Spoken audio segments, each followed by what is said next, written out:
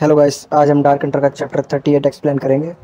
पिछले चैप्टर में हमने देखा था बीमिंग और केव में चले जाते हैं। जो ओल्ड बुद्धा टाउ किंगडम होता है उसकी केव में अंदर आ जाते हैं और उनके पीछे पीछे वे दोनों भाई बहन भी आ रहे होते हैं। तो जैसे ही अंदर आते हैं तो उनको वहाँ पर स्टेचूस दिखाई देते हैं उनके गॉड्स के, बुद्धा के। और वो कहते हैं ये प्लेस तो बहुत ही बड़ा है और इसके अंदर ये मैंसन ये कैसे है, इसका तो मैंने सोचा नहीं था यहाँ पे मैंसन अभी भी बचा होगा। तभी वो कहता है ये बुद्धास का टेम्पल है, ये हार्ट है इस किंगडम का। मोंक यहाँ पर आकर मेडिटेट करते थे, अपने थॉट्स को बाकी थॉट्स को साइड कर कर यहाँ पर मेडिटेट करते थे। पर ब्लैक विडो कहती है तो आखिर ट्रेजर का क्या हुआ, ट्रेजर कहाँ है होगा। तभी वो आगे जाते हैं तो जो फॉक्स होती है वो रुक जाती है, म्याऊं म्याऊं कर रही होती है।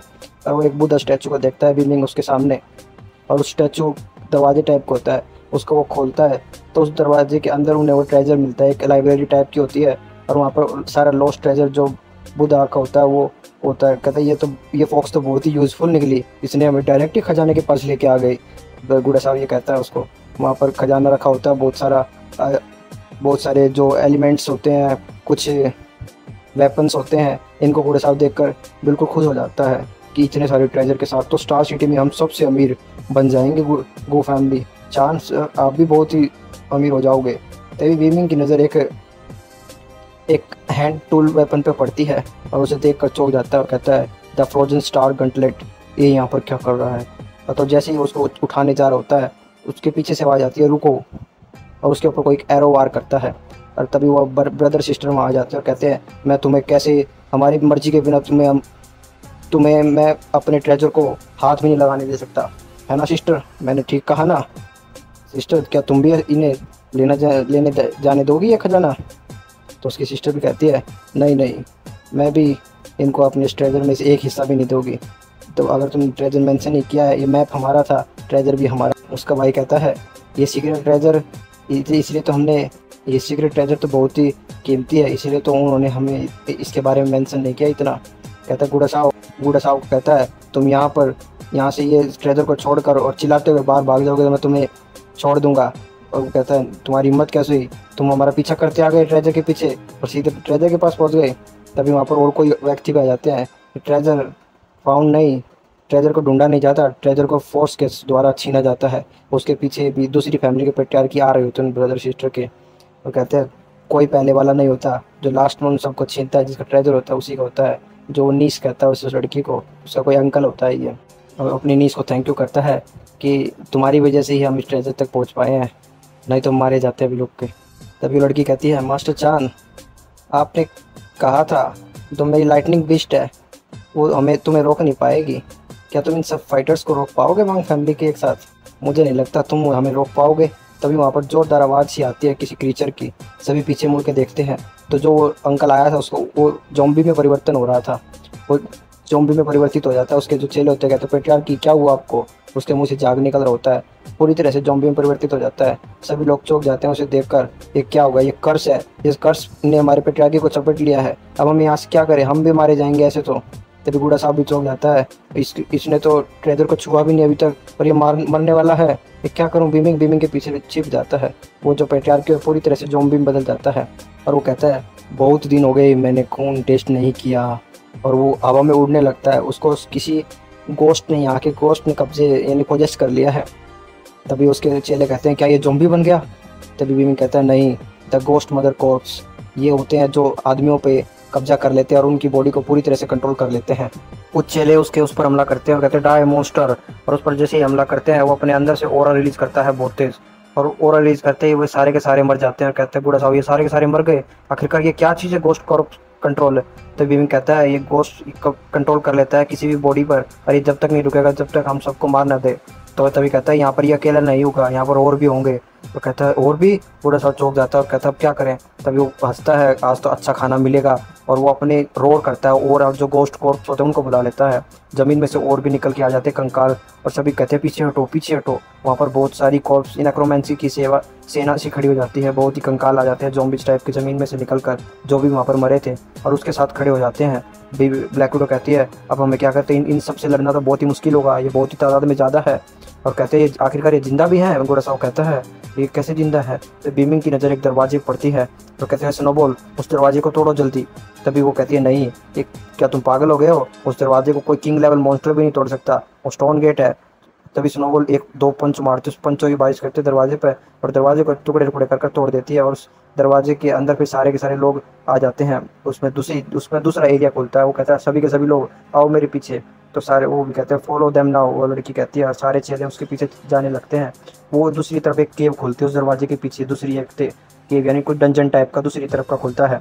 उसमें सभी के सभी लोग जाने लग जाते हैं उसके पीछे पीछे।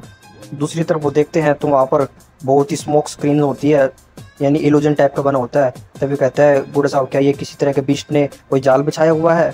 तभी को बीम बस देख रहा होता है किसी तरह का बीस्ट हो सकता है, वो हेलुसिनेशन की पावर यूज़ कर सकता है, हमारे दिमाग को भी चला सकता है और हम पर एक स्नीक अटैक कर सकता है। हमें थोड़ा सा बच के रहना चाहिए। ये ब्रेक करने के लिए, ये शिकार करने के लिए ऐसे अपने आसपास स्मोक स्क्रीन फैलाते हैं। तभी वो जो ब्रदर सिस्टर थे उसके भाई बिल्कुल डर जाता है। नाउ सिस्टर हम कैसे यहाँ से निकले, ये इल्यूजन बीस्ट है, इसके यहाँ से कैसे बाहर निकले। और सिस्टर बीमिंग की तरफ लगाती है कि हमें कुछ ट्रीटी कर लेनी चाहिए। और तभी गुड़ा साहब कहता है बॉस हमें क्या करना चाहिए अब। तभी बीमिंग सोच रहा होता है, कुछ ध्यान लगा रहा होता है, वो मॉन्स्टर को ढूंढ रहा होता है सेंस करके, और कहता है ओवर देयर, उधर। और उधर इशारा करता है, वहाँ पर एरोस की बारिश करता है। ब्लैक विडो और गुड़ा साहब चौंक जाते हैं और उधर देखते हैं तो एरोस जहाँ पर टकराते हैं वहाँ पर एक बोर होता है, मिथ्रिल बोर टाइप का एक सुअर होता है। कहते हैं ये अब ये क्या चीज़ है। वो जो उस सिस्टर का भाई होता है वो कहते हैं ये क्या चीज़ है। ब्लैक विडो कहती है बीस्ट की, ये तो जिस बीस्ट की तुम बात कर रहे थे वही है क्या। हाँ ये वही है, बीमिंग कहता है। गुड़ा साहब भी देख रहा था उनको, और वहाँ पर बहुत सारे इल्यूजन होता है। कहता है एवरीबॉडी उधर देखो, उधर क्या है। तभी वो देखते हैं उनके सामने ही सारा के सारा स्टोन की एक वो बन जाती है, एक रोड दिखता है। जो रास्ता होता है वो ब्लॉक हो जाता है चट्टानों से। और तभी कहता है अब क्या करें, अब इससे लड़ना ही होगा, लड़ने के सिवाय कुछ नहीं हमारे चारा। तो सिस्टर अब हमें क्या करना चाहिए। उसकी सिस्टर भी बस परेशान होती है, क्या करें क्या करें। तो वो मास्टर चान कहती है, बीमिंग के पास जाती है, मास्टर चान हमें अपने पास्ट की सब कुछ भूल जाना चाहिए, और अभी जो भी है हमें यहाँ से एक साथ मिलकर निकलने में ध्यान देना चाहिए। गुड़ा साहब कहता है सच में क्या, माफ़ कर दो, पीछे का भूल जाओ और एक साथ निकल जाओ। तुम हमारे कमर पे बैक स्टैब करने की कोशिश करोगी जैसे ही हमने तुम्हारा साथ दिया। कहता है हम एलाइस नहीं बनना चाहते, अगर तुम्हें बचना है तो एलाइस। तो लड़का कहता है उसका भाई अगर तुम्हें बचना है तो तुम्हें एलाइस करना होगा, हम दोनों एक साथ मिलकर सर्वाइव कर सकते हैं। तभी गुड़ा साहब कहता है तुम अपने आप जाओ, हम अपने आप लड़ लेंगे, इससे हमें तुम्हारी ज़रूरत नहीं है। ब्लैक विडो और बीमिंग और वो लड़की देख रही होती है उनको लड़ते हुए दोनों को। कहता मास्टर चान आप क्या सोचते हैं।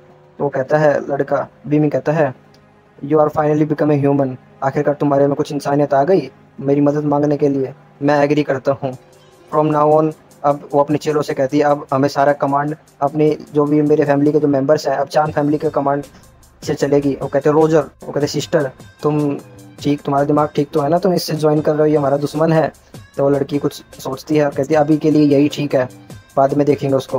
कहता है मास्टर चान हमें आगे क्या करना चाहिए। मास्टर चान से पूछती है, कहती है since the other party is so kind तो let's not fail the other party goods intentions. तो कहते हैं we shall send a big welcoming gift, हमें कुछ अच्छा कार्यक्रम बैठाना होगा। अभी अब मैं कुछ प्लान सोचता हूँ, कुछ प्लान बनाता है। बीमिंग के प्लान के अनुसार दो टीम बढ़ जाती है, एक जो क्रॉप से लड़ेगी और एक बेयर से उससे सुअर से लड़ेगी। पहली टीम में जो उनसे लड़ रहे होते हैं वो गुड़ा साहब होता है और उसका लड़की का भाई होता है, वे उनसे लड़ रहे होते हैं। कहते हैं इनको किसी को भी पास यहाँ से आगे जाने मत देना, हमारे ऑर्डर मिला है जो बीमिंग ने कहा है, हम इनको यहाँ पर रोकेंगे और बीमिंग को थोड़ा टाइम देंगे वो उस बोर को हरा सके। और वो अपने अटैक यूज़ कर रहा होता है, mountain fan, suppression, gravity attack, सारे उनको रोकने की कोशिश कर रहा होता है। और आधे कोप्स को मार रहा होता है पर वे दोबारा जिंदे हो जाते हैं। उसका वो जो लड़का होता है वो चौंक जाता है इसकी गुड़ा साहब की पावर देख कर। कहता है गुड़ा साहब भी कह रहा होता है मुझे कुछ ना कुछ अपने बॉस के लिए टाइम बचाना है, कुछ ना कुछ करता है। फिर वो फ्लैशबैक दिखाया जाता है कि गुड़ा साहब को क्या काम दिया गया। तो कहते बीमिंग ने कहा था तुम्हें ज़ॉम्बी को डिस्ट्रैक्ट करके रखना है जब तक मैं इस बोर को देखता हूँ। और बीमिंग उस वहाँ पर जो चट्टान होती है जो ब्लॉक कर देता रास्ता उसको तोड़ देता है, और वो जो सुअर उसके ऊपर होता है वो नीचे पड़ता है आके, और वो सुअर नीचे पड़ते ही छोटा हो जाता है। कहता है क्या ये छोटा हो गया, ये कैसे पॉसिबल है। अब कहता है अब ये हमें आगे लेके जाएगा, इसके पीछे जाने के लिए कहा था उसने कि मैं आगे का रास्ता देखता हूँ, तुम उनको कोप्स को रोकना। और वो सुअर को पीछे कहता है। तभी वो लड़की भी कहती है पीपल ऑफ वांग फैमिली तुम मास्टर चान के ऑर्डर को मानोगे, कोई भी ओबे नहीं करना, जो मास्टर चान कहेंगे वही तुम्हें करना है। वो कहते हैं यस मैम, यस मैम। कहते हैं वो लड़का कह रहा होता है गुस्से में क्या तुम हमें बाउ डाउन करना चाहते हो ऐसे गू फैमिली के हाउस के जो हमसे इतनी नीचे है, मैं तुमसे बदला लूँगा एक ना एक दिन तो। और तभी वो जो स्नोबॉल है उस सुअर के छोटे सुअर के ऊपर बैठ जाता है उसके दोनों कान पकड़ कर, और कहती है हमें उसके पीछे जाना होगा, ये हमें नेक्स्ट तक लेके जाएगा, इसका एडवांटेज हमें लेना होगा। बीमिंग कह रहा होता है ये बीस्ट यहाँ पर घूम रहा था। ये अंडरग्राउंड का बहुत ही ताकतवर बीस्ट होता है और ये इस अंडरग्राउंड के फेमिलियर भी होगा यार। हमें इसके पीछे जाने में कोई प्रॉब्लम नहीं हो सकती है, ये हमें ठीक ठीक लेके जाएगा। अगर ये कुछ प्रॉब्लम करेगा, कुछ ट्रिक्स करना चाहेगा, तो मेरी स्नोबॉल है ना उसे पनिश करने के लिए उसके ऊपर बैठी हुई है। तभी वो एक जगह पहुँचते हैं ब्लैक विडो, और ब्लैक विडो आगे देखती है ये तो एंशिएंट बुद्धा कंट्री है, और मैंने सपने में भी नहीं सोचा था ये प्लेस एग्जिस्ट करता है। ये तो नेस्ट है गोस्ट मदर की। और बीमिंग भी कहता है गोस्ट मदर एंशिएंट बुद्धा के ट्रेजर को गार्डियन की तरह, एक गार्डियन बीस्ट है वो जो ट्रेजर को गार्ड कर रही है। ब्लैक विडो चौंक जाती है, इसको कैसे पता। वो सुअर आके रुक जाता है, ऑइंक ऑइंक कर रहा होता है और स्नोबॉल उसके ऊपर बैठी होती है। स्नोबॉल उस सुअर को पटकती है दूर। एडवांस वो भी, हम पहुंच गए क्या यहाँ पर? तो कहते हैं ये ओल्ड नेस्ट है गोस्ट मदर कॉर्प्स की। उस एक केव सी होती है, एक अलग डंजन सा खुल रहा होता है, और कहते हैं तुम दोनों यहीं पर रुको आउटसाइड, और कोई किसी को अंदर मत आने देना मेरे बिजनेस के, और तुम्हें उन्हें रोकना है। तभी लड़की कहती है वांग फैमिली की, तुम अकेले जाओगे अंदर? ब्लैक विडो भी कहती है मैं तुम्हारे साथ जाऊंगी अगर तुम्हें कुछ हो गया तो। बीमिंग कहता है तुम्हें चिंता करने की जरूरत नहीं गोस्ट मदर की, तो मुझ पर छोड़ दो। और दूसरी तरफ वहाँ पर एक एनर्जी का धमाका होता है बीमिंग के सामने ही जोरदार, और बीमिंग के ऊपर भी एनर्जी ओरा आ रहा था। वहाँ पर एक भालू निकल के आता है और उसका नाम होता है हंटेड बियर डीमन किंग। वो उस जो डंजन की केव है गोस्ट मदर को प्रोटेक्ट कर रहा था। कहता वो उसको गोस्ट मदर उसको भी कंट्रोल कर रही थी। एक बेयर का कोर्प्स है। तभी वो सुअर जो होता है डर जाता है, उसको देखकर ओइंक ओइंक कर होता है। स्नोबॉल उसको सर पर मारती है और कहता चुप। तभी ब्लैक विडो कहती है हंटेड बेयर डीमन किंग ये जनरल लेवल मॉन्स्टर है। तो बीमिंग भी पूरा तैयार हो जाता है उसको, क्योंकि सीरियस हो जाता है, क्योंकि ताकतवर हो सकता है। वो कहता है थोड़ा ध्यान से रहना। जो कॉप्स वर्म है, जो ये कॉप्स कंट्रोल करती हैं, ये पूरी तरह से जो कंकाल होती है उसकी जो ओरिजिनल पावर है उसको भी रिस्टोर कर लेती है। तो ये अपनी पूरी फुल पावर में ताकतवर है इस टाइम। ये जनरल लेवल ही मॉन्स्टर है, हमें वही सोचकर इससे लड़ना होगा। और ये चैप्टर 38 यहीं पर ख़त्म होता है। चैप्टर 39 में देखेंगे कि बीमिंग इस बेयर को हरा पाएगा नहीं पाएगा, और गोस्ट मदर को भी हरा पाएगा नहीं पाएगा। तो thanks for watching, goodbye. आप प्लीज़ सब्सक्राइब कीजिए, मेरे सब्सक्राइब काउंट बहुत ही कम है, जिससे मेरे इनकी वीडियोस की रीच नहीं हो रही है। आप मेरे चैनल को प्लीज़ सपोर्ट कीजिए, और अगर आपको ये चैप्टर अच्छा लगा, इसकी एक्सप्लेनेशन मेरी अच्छी लगती हो तो लाइक करना, शेयर करना, सब्सक्राइब